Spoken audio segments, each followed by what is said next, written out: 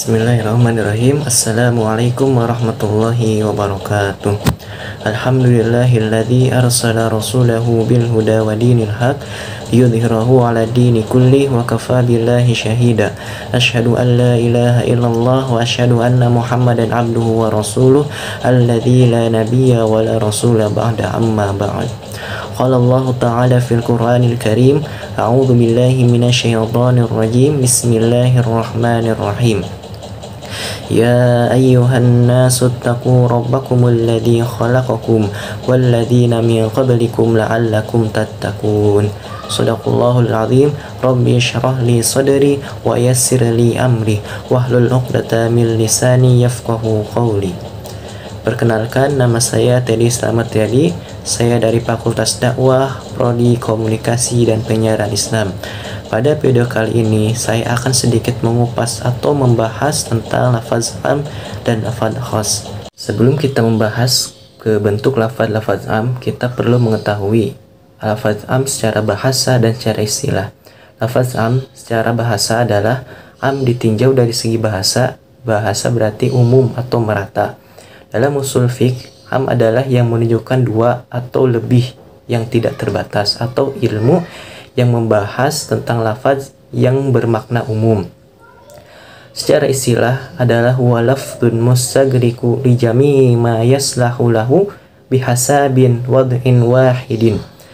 Artinya itu lafaz yang menunjukkan pengertian umum yang mencakup satuan-satuan atau afrad yang terdapat dalam lafaz yang tanpa pembatasan jumlah tertentu.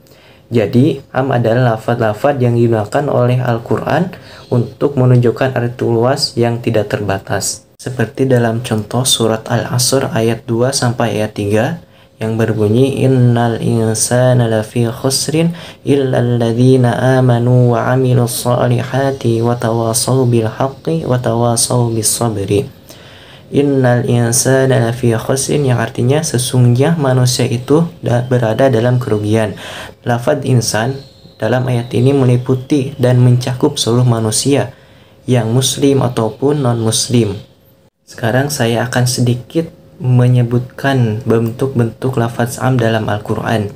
Lafaz am dalam Al-Quran dapat dilihat dengan ciri yang pertama, itu lafaz kullun dan jami'an.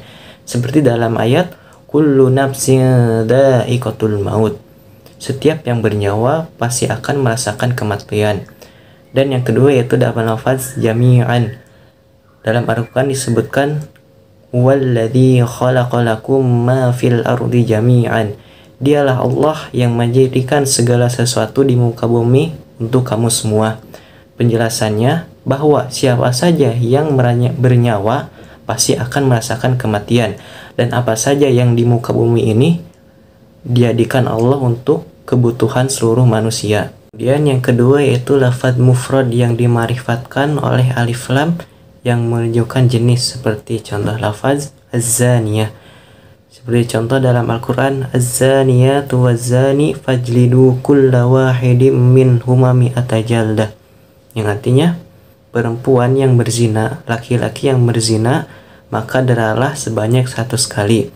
Penjelasannya bahwa semua orang yang berzina muhson atau yang sudah nikah kemudian berzina dengan perempuan lain, baik perempuan atau laki-laki, harus didera atau dicambuk sebanyak 100 kali. Kemudian yang ketiga yaitu lafaz jama' yang dimarifatkan oleh alif lam yang menunjukkan jenis, seperti lafaz dalam Al-Quran yaitu al-mutallaqatu. Seperti dalam Al-Quran disebutkan al-mutallaqatu yatarabbasna bi anfusihinna thalathata quru. Wanita-wanita yang ditalak hendaklah menahan diri atau menunggu tidak menikah selama 3 kali quru.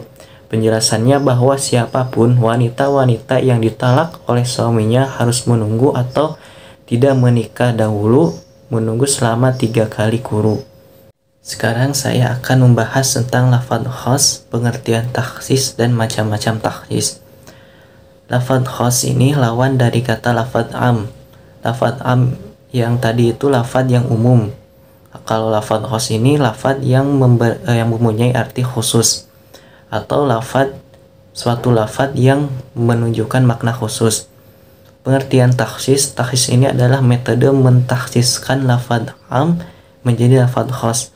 Takhsis berasal dari kata khas yang berarti khusus, yang dari wazan af'ala, lalu maknanya berubah menjadi mengkhususkan lafadz am menjadi khas. Kemudian metode takhsis ini terbagi menjadi dua. Yang pertama itu takhsis mutasil. Takhsis mutasil ini takhsis yang bersambung. Yang kedua itu takhsis munfasil, yaitu takhsis terpisah. Saya akan sedikit memberi contoh takhsis mutasil, yaitu takhsis bersambung. Yang pertama itu istitsna, yaitu pengecualian. Seperti contoh dalam Quran surat An-Nur ayat 1 sampai ayat 4 sampai ayat 5. Yang kedua itu menjadi sifat. Seperti contoh Quran surat An-Nisa ayat 23. Yang ketiga menjadi syarat. Seperti contoh Quran surat Al-Baqarah ayat 180.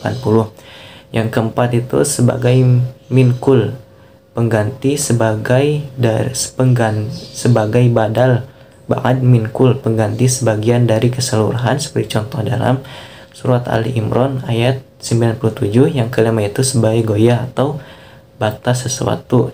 Contoh Quran surat Al-Baqarah ayat 196 dan ayat 222. Kemudian yang kedua yaitu takhsis munfasil atau takhsis terpisah. Takhsis munfasil ini terdapat pada Al-Quran dengan Al-Quran, Al-Quran dengan hadis, Al-Quran dengan ijma, Al-Quran dengan qiyas. Nah, itulah sedikit pembahasan dari saya tentang lafadz am dan lafadz khas. Kurang lebihnya mohon maaf apabila ada kesalahan itu datangnya dari saya dan kebenaran itu datangnya dari Allah Subhanahu wa taala. Cukup sekian dari saya. Assalamualaikum warahmatullahi wabarakatuh.